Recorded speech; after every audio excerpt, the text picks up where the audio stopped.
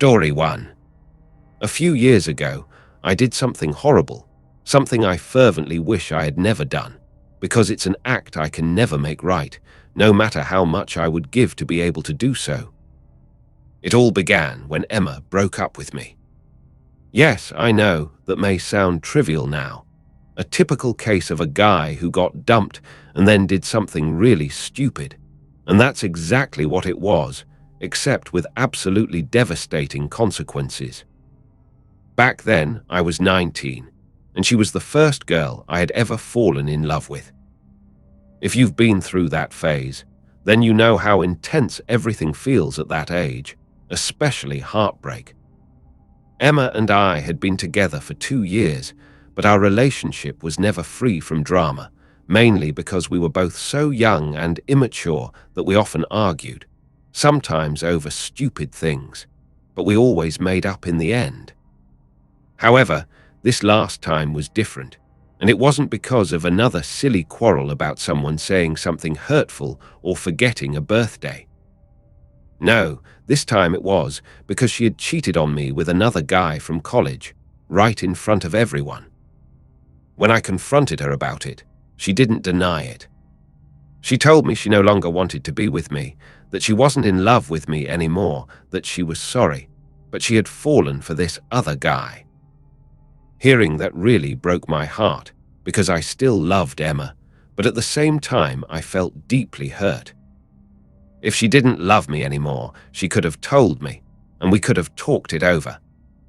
But instead, she stayed with me while getting involved with someone else, and when I complained, she just said she'd been waiting for the right moment to tell me, because she didn't want to break my heart, as if that hadn't already happened when she made me into the class laughingstock. I was deeply hurt, more than hurt. I felt insulted. Insulted because, as is typical in such situations, I was the last to find out about all of this. I had loved her unconditionally for 2 years, was always faithful, and she repaid me with betrayal and deceit. It was messed up. But the worst thing was that I still loved her, even though I hated her for what she had done to me, and I wasn't ready to just let it go. I remember being so depressed and angry that I couldn't even sleep. I was so frustrated and furious that I could literally feel my body trembling with rage. And so one night, when my heart was full of hatred and darkness, I switched on my laptop and went into the deep web. I wasn't an expert at it. In fact, I had spent countless hours trying and failing to navigate it, and only found the usual drug deals, honeypot pages, and of course lots and lots of forums. Even though I didn't know what I was looking for or where I could possibly find it, deep down I truly did know, on a subconscious level. I guess I knew somehow that I just wanted to find a way to get revenge on her, to hurt her like she had hurt me. I wanted her to feel the shame I had felt and endured because of her, and I wanted to humiliate her the way she had humiliated me. At the time, I still had photos and videos of her from our time together, intimate photos. And yes, I know that's cruel, but in that moment of rage and bitterness, all I could think about was hurting her. So I thought it might be a good idea to use that material against her. I started clicking link after link until I finally stumbled upon something that caught my attention, a forum called Naughty List. What stood out to me about this forum was that it opened with the question, "Do you know someone who's been naughty? If so, maybe you should put them on the naughty list." When I saw that, I thought, perfect, that's exactly what I need. I'll upload the personal photos and videos I have of her, and maybe I can even link her social media. Then we'll see who's laughing at whom. I even considered posting her address, but she had moved back in with her mother, so I drew the line there. However, the forum wasn't what I expected because you couldn't just go directly to the main page. There were different sections called punishments, based on the kind of penalty you wanted to inflict on the person you deemed wicked. I remember how dramatic all those punishment sections were. Some of them had outlandish names, and there was one in particular that caught my eye, called Gift from Santa. It made me laugh and take it less seriously, so I clicked on it. After doing so, I had to wait about 2 minutes before this bright white page loaded, filled with several black and red text fields whose heading said, "Santa is waiting to write your naughty list. Please fill out the forms and he'll take care of the rest." Cute, but it also seemed a bit ridiculous. I filled out the requested form and didn't hold back on the details. Her full name, age, date of birth, links to her social media, because the latter was what interested me the most. As I said, I intended to post those photos and videos on her social media. When that process was finished, I was shown a sort of little Christmas roulette that I had to spin, and depending on the result, it would determine the severity of the punishment Santa would deliver for naughtiness. When I clicked on it, it landed on jackpot. I remember a sly sense of satisfaction as I pictured Emma's exposed face and my mouth curved into a half smile. At the time, I only regretted that the program didn't let me upload a video, but I figured the photos would be enough. At that point, I was asked again for the person's address, but like I said, I wasn't ready to go that far. So I wrote the name of her hometown, our hometown, instead, which I deeply regret today. I truly wish I'd never done that. After entering the information, I clicked Submit without hesitation, and after a few seconds, a small text box appeared asking, "Are you sure all the data is correct?" Santa won't forget. I double-checked the list to make sure everything was right, that the data was final, and then clicked Yes. I thought everything was perfect until that option led me to another page. This page took a few minutes to load, but when it did, I was completely surprised because it only displayed a banner that said, "Thank you for adding yet another name to the naughty list. We truly appreciate it. Santa will give this naughty girl her just punishment. He'll soon slide his sack down the chimney. Ho, ho, ho. Santa knows when you've been naughty." Honestly, I was a bit startled by that, and it took me a few minutes to grasp what it was saying. But then I burst into laughter because it sounded so hideous. I mean, it was kind of perverted and creepy at the same time, but let's just say that was the theme of the forum. I had already achieved my goal, so I just thought, the work is done, everything's uploaded, people will see it, they'll message her on social media, and then it'll be her turn to feel humiliated. As nasty as it may sound, that repulsive thought made me feel a lot better right then. Afterwards, I shut down my laptop and wiped everything properly to ensure they couldn't trace it back to me or incriminate me in any way. I knew I was already well protected, but as anyone who's used the dark web knows, it's better to be safe. The next morning I woke up with the biggest, most unsettling grin I've ever worn in my life. Honestly, I must have looked like the Cheshire Cat from Alice in Wonderland. I was so thrilled by my accomplishment that I couldn't hide it. But looking back on it now, I'm ashamed. That day, however, I could barely wait to see the fruits of my labor. I was so excited to see Emma suffer and get angry. I wanted her to find out firsthand what she was going through. I wanted to break her and make her feel as worthless and humiliated as she had made me feel. But to my great dismay and disappointment, nothing happened that day. I waited and waited, tense, expecting her to show up at my door in a rage or blow up my phone with calls, but nothing. No calls, no hysterical texts, no outraged social media posts, absolutely nothing. The worst part was that if something had gone wrong, I had no way to check it, and I couldn't find that link again, and believe me, I tried. A few days went by, and then more days, and my enthusiasm evaporated. I felt depressed, truly sad about it. Obviously, it hadn't worked, or no one could remain that calm. And I couldn't ask or try to check because that would have pointed straight to me as the culprit. So after a while of waiting without results, I eventually gave up. In truth, the whole breakup ordeal had receded in the passing days, and I no longer cared as much. I wasn't so burned up by it anymore. That had been nearly a month ago, after all. I just stopped thinking about the whole thing, and it even became boring. By that time, I strangely felt better that it had all come to nothing, as if I'd somehow left it behind and the whole revenge thing no longer mattered. A few days later, though, I was woken up by a loud knock at my door. By then, I had completely forgotten the whole relationship drama, and I felt pretty weird because I rarely get visitors. I was more than annoyed at whoever had woken me up, so I answered the door with a grumpy look. You can imagine how shocked I was when I opened it and saw the serious faces of 2 police officers. The moment I saw them, I thought, that's it, I'm going to jail, and everyone's going to think I'm some perverted creep, which in a way I was. When they asked if they could come in, I forced myself not to make a scene or make things worse. I remember being really surprised they hadn't arrested me, which meant they weren't there for that reason.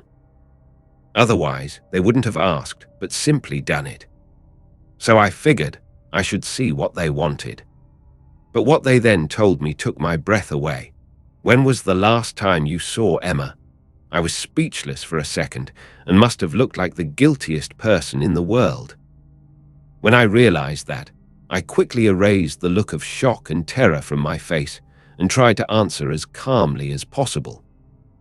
I haven't seen her since we broke up about 5 weeks ago, I said, which was true, but still didn't spare me from their questions. Where were you on the night of the 6th day? I told them the truth. I was at home. Can anyone confirm that? They asked. Well, not really. I live alone, but I was dropped off after work, and my co-workers can confirm that because that's our usual routine after every shift. What time was that? I gave them the honest answer.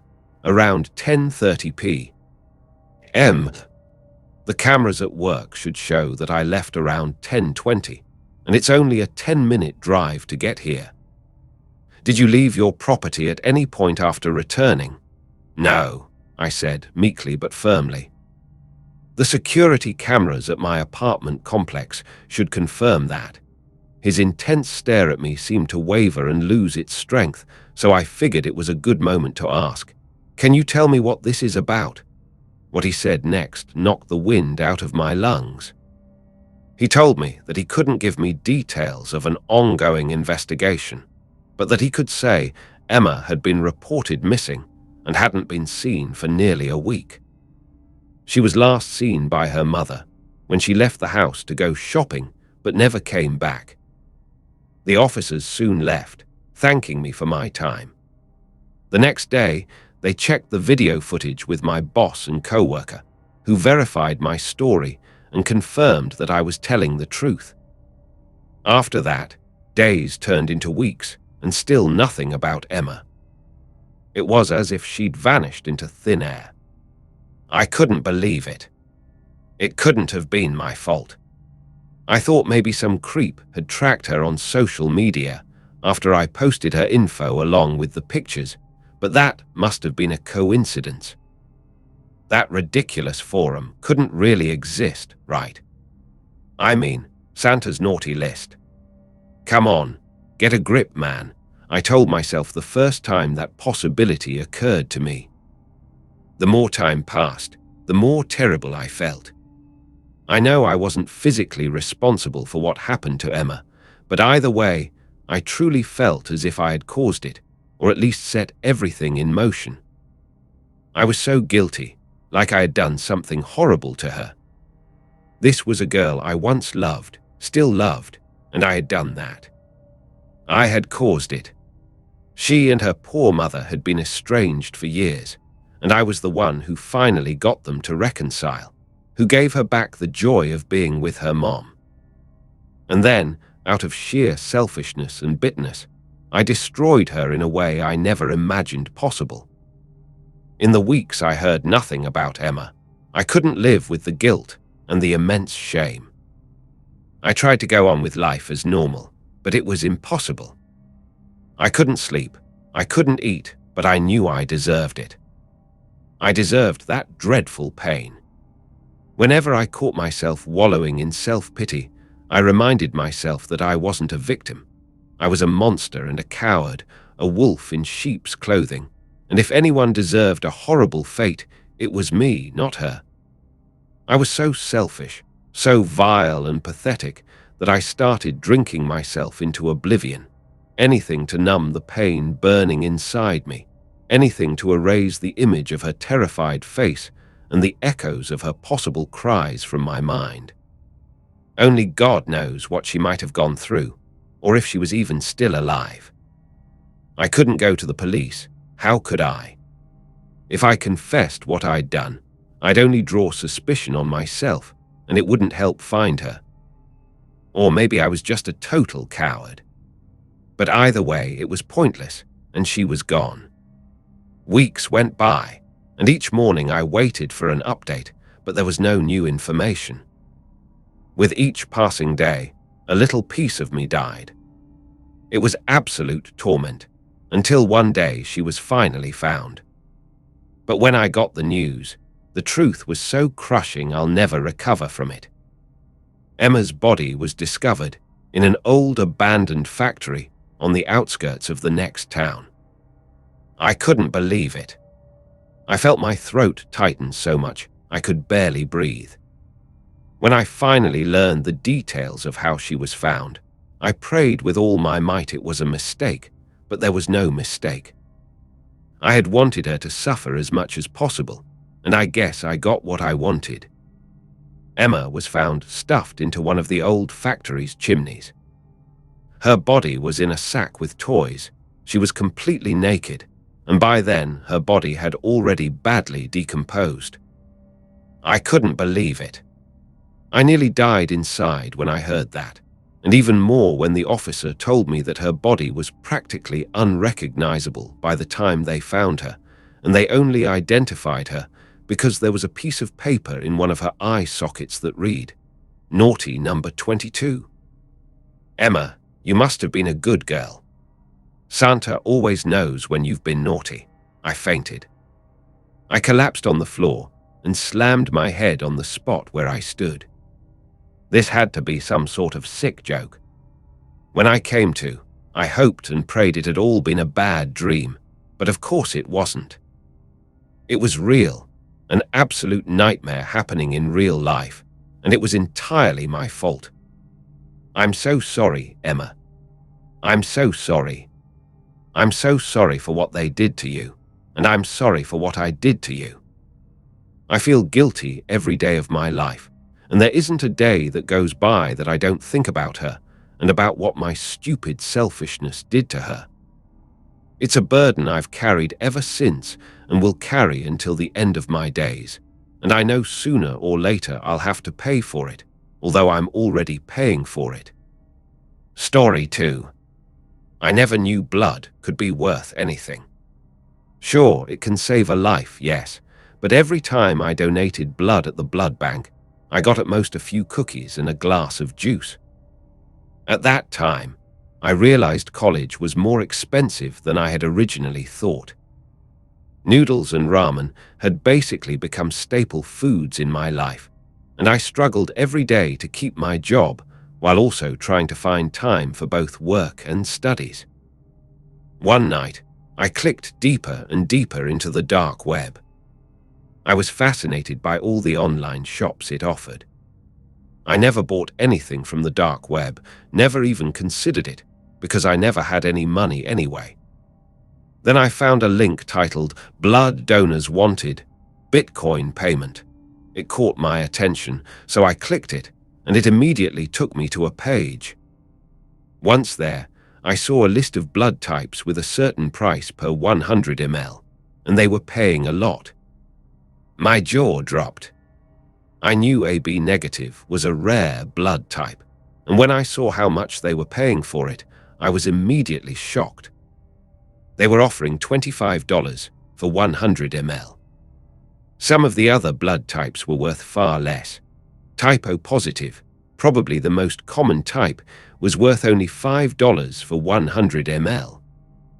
There wasn't much else on the site, but there was a contact form for people wanting to donate blood. Without giving it much thought, I opened the form and filled it out quickly. Basically, they just wanted to know my blood type, my email address, and if I had any diseases. I filled it out and hit send, then left the site and browsed through various other expensive shops, checking the prices of drugs. Nothing in particular, just curiosity about the outrageous prices for all kinds of exotic remedies. In that moment, I briefly imagined myself as some sort of pharmaceutical Pablo Escobar. A few minutes later, I got a new email in my inbox with the subject line, "Blood for Bitcoin." I clicked the notification to open it. It was a response to the form I had submitted a few minutes earlier. It read, "Thank you for your interest. I would like your blood type. Please reply with the following details: your Bitcoin wallet address and your address. On Tuesday of next week, before midnight, place a 100 ml vial of your blood in your mailbox, and we will pick it up. Once we have collected it, we will transfer 0.425 BTC to your wallet address. If the blood is not in your mailbox that night, we will no longer contact you. If your blood is not good quality, we will not collect again." They also included an Amazon link to a home blood draw kit and a YouTube link showing how to take your own blood. That was very interesting.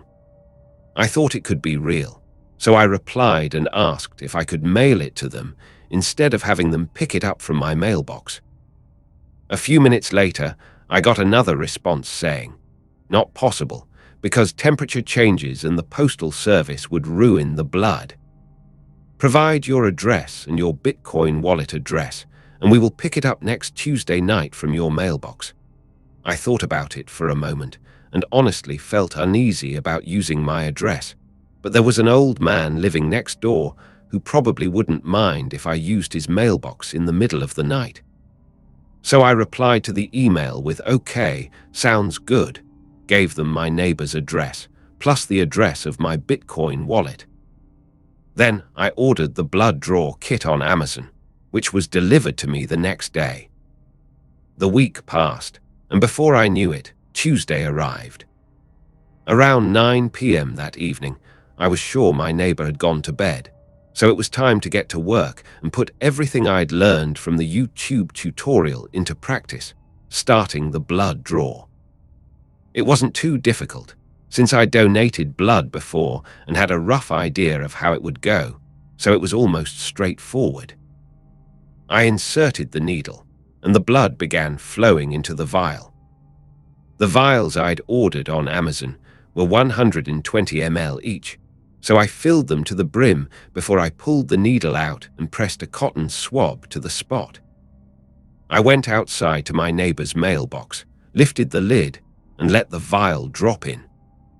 I hurried back to my house and checked to make sure the coast was clear. Perfect, everything was good. I went inside and back to my room and played some games for a while. They told me to do it by midnight, which meant they'd probably come after that time. I planned on staying up as late as possible, trying to spot whoever was picking up the vial, unless it was a prank by some dark web troll, in which case the worst scenario would be that my neighbor would find a vial of blood in his mailbox in the morning.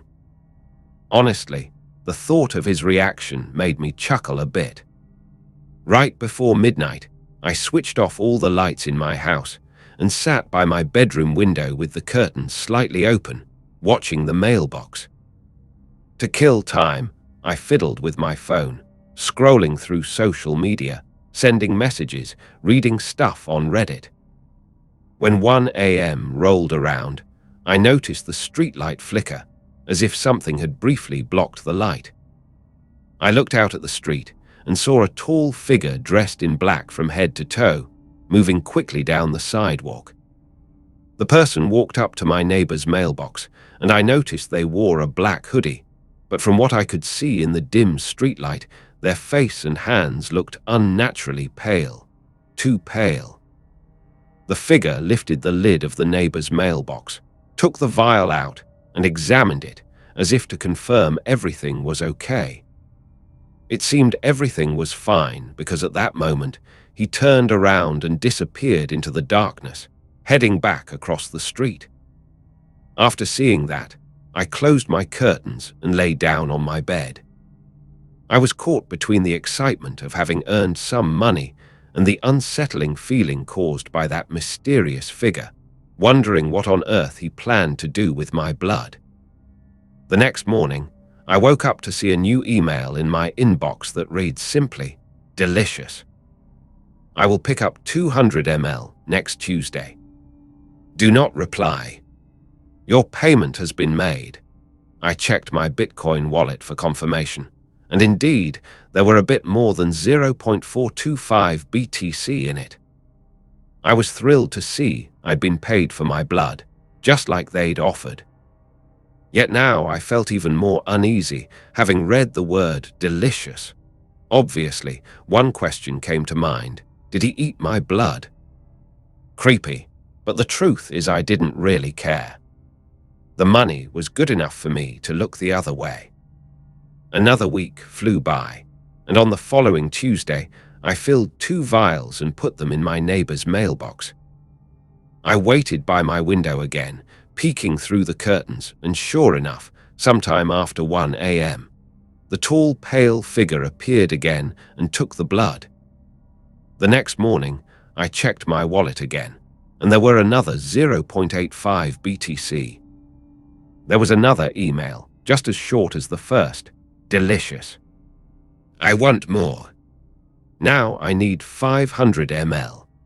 That freaked me out a little, but no matter how unsettling it was, this new order would be worth 2.55 BTC, which is a lot of money. By that point, I was too excited. I didn't care if he was eating my blood. That was 2 months' worth of food and rent, plus I could probably get some new clothes and a few games. So I didn't think twice about it. I ordered a few more vials off Amazon and waited eagerly for the week to pass. This time, I prepared 5 vials. That seemed like a lot, and seeing so much of my own blood pouring out felt truly surreal. I know it wasn't actually much more than I'd donated in the past, but doing it myself made me really anxious, and I felt a bit dizzy. I repeated the usual process, dropped them in the neighbor's mailbox, and saw the same person pick them up. The payment arrived the next morning, along with another email that simply said, "Delicious. Next time, 1 liter." When I read that, I actually felt nervous. 1 liter is a lot. But at the same time, 4.25 BTC is a ton of money. I Googled whether it was possible, and apparently it is, though definitely risky. Over the last 3 weeks, I'd already given 800 ml. I decided to do it one last time, at least for a while, until I recovered. That was something I planned to tell my rare, vampire customer. The following Tuesday, I got ready. I made sure I had some sugary cookies and water on hand. Last time I'd felt weak, so I knew this would be grueling. I sat on my bed, inserted the needle, and started filling vial after vial. After about 7 vials, I felt overwhelmed, and I could tell I was going pale. The blood flows out quickly, and by the time I reached the 10th vial, my hands were shaking. I capped the vial and pressed a cotton swab against my arm, took a gulp of water, and pressed the cold bottle against my forehead. I sat up, but I felt like I was going to collapse. I stayed motionless for about an hour, trying not to pass out, while my vision occasionally blurred. Finally, I got up as best as I could, picked up the vials, and placed them in a small box.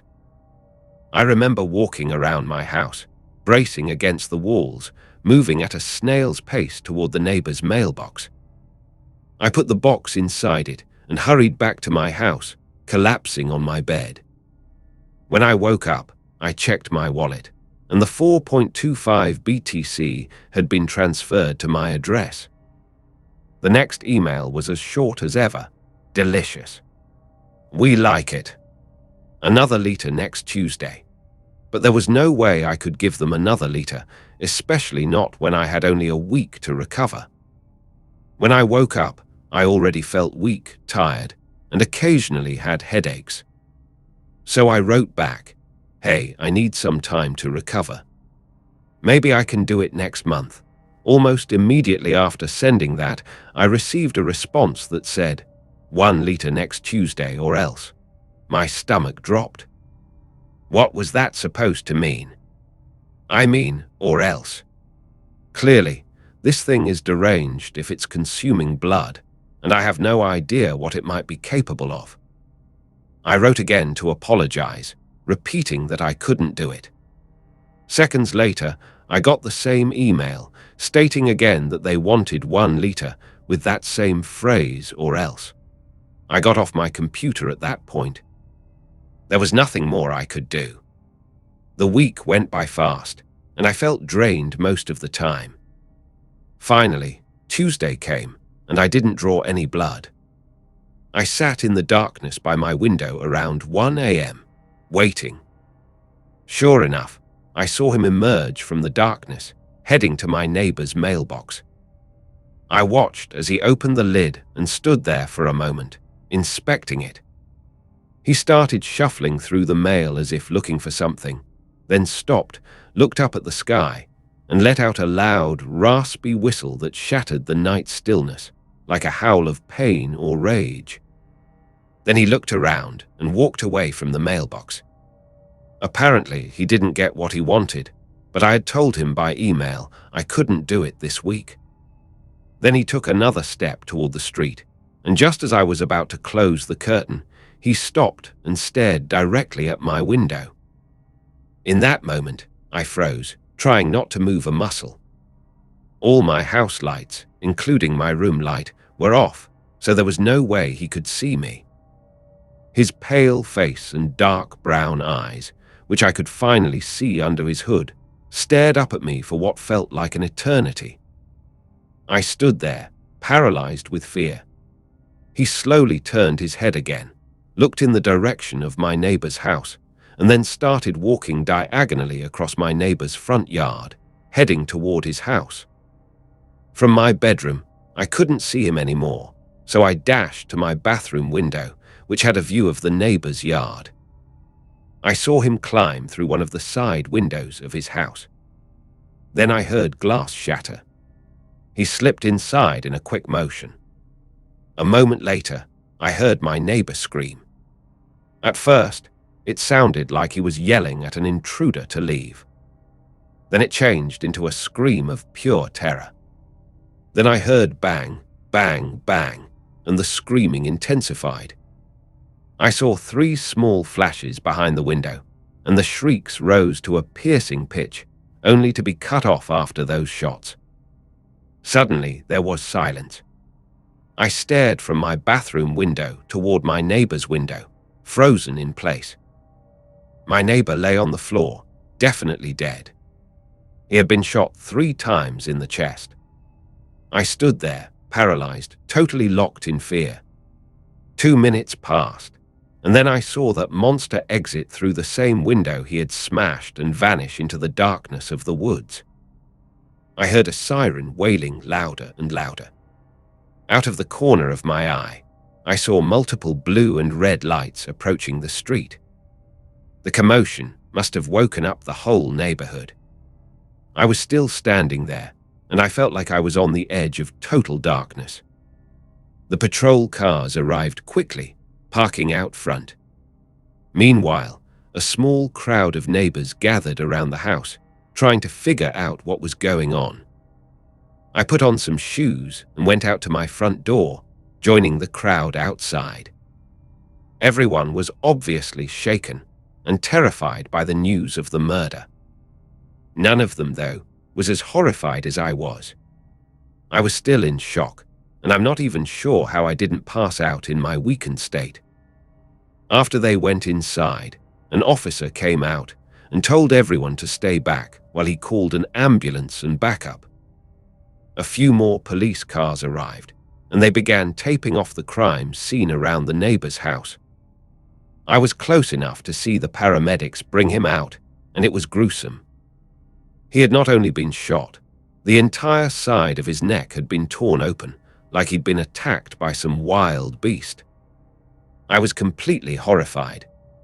This man was either totally insane, or he was indeed some sort of supernatural being. Yet if he were supernatural, he wouldn't have needed to break windows or use a gun. So it had to be the former, which was even worse. He was a deranged maniac who'd killed my neighbor because of me. He also knew where I lived.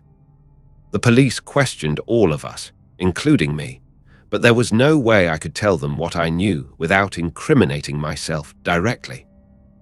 I realized this would have been the right moment to come clean, but it was all my fault.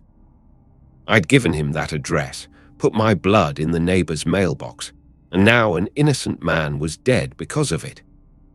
So when the officer asked if I knew anything that might help, all I mumbled was that I'd heard gunshots and screams. I hurried back to my house, locked the doors, and tried to get some sleep, but I was restless, nervous, and terrified. The next morning, I checked my email, and there was nothing new. Everything was gone. There was no trace of our messages. His email address was nowhere to be found. It was as if it had never existed, as if we had never communicated at all. But there was one more troubling detail. The police found traces of some kind of white paint at the crime scene, apparently body paint. So everything made sense in my head. Of course, his skin had looked so strange. That meant I wasn't completely wrong. This guy was a psychopath who painted himself to look like a vampire. The worst part is, for a moment, I believed he really was one. After that, I never heard from him again. I couldn't talk to the police about it, either. I know it would be the right thing to do, but I don't want to know anything else about that guy. I don't want to know anything else about the deep web. Story 3. Matthew Alexander, born on October 24, 1988, grew up in an upper-middle-class family in the small English village of Knutsford in Cheshire. Later, he attended King's High School in nearby Macclesfield, where he apparently excelled, before gaining admission to study seismic oceanography at Clare College, University of Cambridge. After completing his bachelor's degree, Matthew continued his academic career, eventually earning a master's and a doctorate. He went on to become a postdoctoral fellow and lecturer at the University of Birmingham in the UK, and everyone who knew him described him as a very popular, outgoing man with many friends, liked by all thanks to his charisma and cheerful personality. What no one knew, however, was that Matthew was hiding a deep, dark, terrifying secret. During his first or second year of college, Matthew shared a house with several other young students. It was what Americans would call co-ed housing, where students themselves pick who they think would make the best roommates, regardless of gender. That's how Matthew ended up living with an anonymous young woman, who would later talk about his outrageous, unsettling sense of humor. On one occasion, Matthew joked with the woman that he might secretly film her while she used the shared bathroom in the house.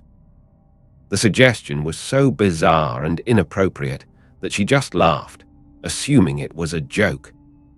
But the truth was that he actually had filmed her while she showered in the shared bathroom. It wasn't just a joke. It was a subtle confession. And the fact that she hadn't taken it seriously at all only encouraged Matthew to continue his predatory behavior. Over time, the man became more and more entangled in a web of digital depravity, culminating in one of the most harrowing and shameful criminal cases in British history. Like many of his peers, Matthew spent a lot of time at his computer, writing research papers and studying. But as a committed researcher, he sometimes spent 12 or even 16 hours a day at the keyboard. While many people might find that exhausting, staring at the screen for so long wasn't a problem for Matthew. On the contrary, he found what the internet had to offer to be fascinating, especially once he discovered the deep web. Matthew began to familiarize himself with the software known as Tor, short for the Onion Router, a free, open-source tool that allows anonymous browsing and communication on the internet. It routes internet traffic through a global volunteer network of more than 7,000 relays, hiding a user's location and usage from anyone conducting network surveillance or traffic analysis. But like any web tool, it can be used for good or ill, depending on the user. This man began using his newfound anonymity to access extremely violent sites that exploited children. He used usernames as disturbing as his behavior itself, such as 600G Devil and Evil Mind. But Matthew didn't just watch some of the most graphic and horrifying videos the dark web has to offer, and that's saying a lot. He also downloaded them and redistributed them to other corners of the dark web. These videos reportedly included ones depicting abuse of minors, as well as the torture and execution of adults, elderly individuals, and animals, which he viewed on sites like Wounded to the Core and Unlimited Fun. These were sites Matthew would visit after a hard day's work at the university as a twisted way to relax. That wasn't the only way he amused himself. Sometime around 2009, Matthew started catfishing a series of unsuspecting internet users. At first, it was a harmless prank, contacting online sellers and offering outrageously low prices for their products. But it escalated to the point where he'd lure naive young people to secluded locations for meetups that never happened. It's believed that Matthew, in the early 2010s, came across an ad on the online marketplace Gumtree.com that a girl had posted looking for a weekend babysitting job to earn some extra money. This is where the twisted mind of this man embarked on a path of perversion and evil that would earn him a notorious place in his country's history. He posed as an art student around the same age, using the name Liz Matthew. He approached the anonymous girl, struck up a conversation, and slowly gained her trust. As he talked with her, Liz told the anonymous girl that she was drawing or painting a series of works featuring human themes. Gradually, Matthew convinced the girl to send him compromising photos of herself under the pretense that they would be used as fairly innocent, artistic motifs. But what the young girl didn't know was that she was opening the door to a perverse trap. After receiving the photos, Matthew eventually revealed that there was no Liz and informed his victim that he would post the pictures online if she didn't do as he said. He took his time deciding on his first command, and when he finally emailed his demand to the shocked victim, it horrified her. Matthew ordered the girl to take a photo of herself licking the toilet seat at her high school. This task wasn't just deeply humiliating and unhygienic. It also served as additional blackmail material to ensure she wouldn't refuse his future demands. The name of the young woman cannot be published for legal reasons, as she was a minor at the time of the crime, but she gave an anonymous statement to the British media later on. "I was so ashamed. These photos were awful, and I didn't want any of my friends to think I wanted to do that. But I also felt like no one would understand or believe me because there was no one there holding me down or putting a knife to my throat. Nobody physically forced me, even though for months I felt that way every single day. The young woman later testified that over the following weeks and months, Matthew would text her every day, issuing more perverse and dangerous demands. When I woke up, I had a text from him, a message from him. He'd say that when I got home from school, there'd be a message too, even if we weren't speaking. I was terrified because I spent the whole day waiting for the next message.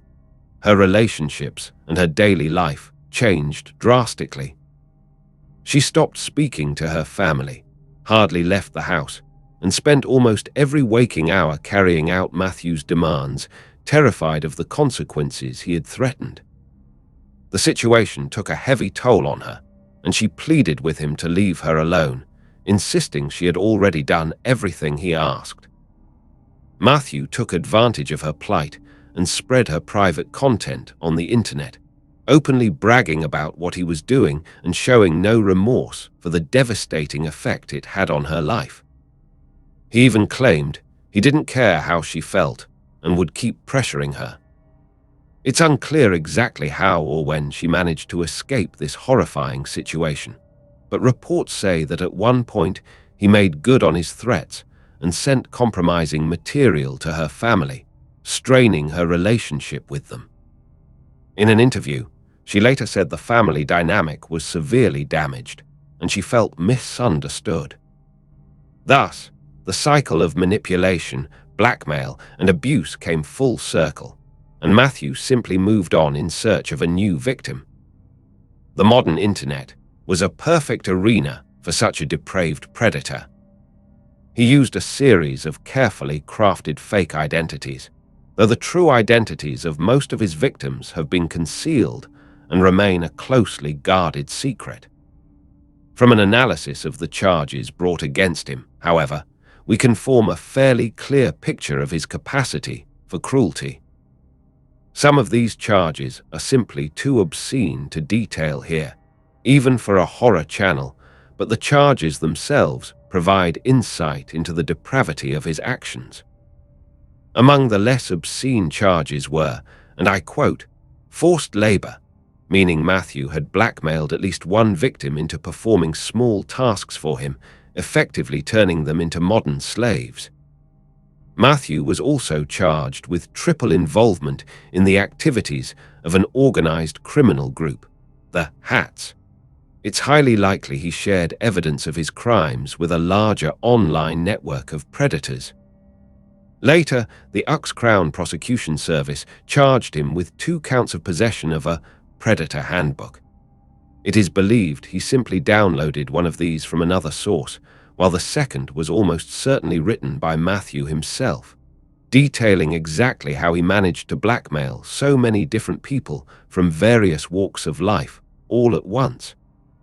That handbook was almost certainly discovered and downloaded by another British predator, a 66-year-old man from Norfolk named David Wilson, who in early 2019 pleaded guilty to offences involving the exploitation of minors. The investigation into Matthew's online activities apparently began around 2013. Over the next 4 years, none other than the US Department of Homeland Security and the Australian Federal Police joined forces with the National Crime Agency. So extensive and horrifying were Matthew's crimes. Even an unnamed Israeli intelligence agency got involved in the operation, making him one of the world's most prolific and dangerous cybercriminals. After his first hearing on October 16, 2017, Matthew pleaded guilty to 37 different offenses against 46 different victims. 4 months later, he was sentenced to 32 years in prison, plus 6 years without parole. The judge in the case described Matthew as a thoroughly twisted and sadistic individual with sly, persistently manipulative, and extremely cruel behavior, who clearly reveled in the pain and torment he caused.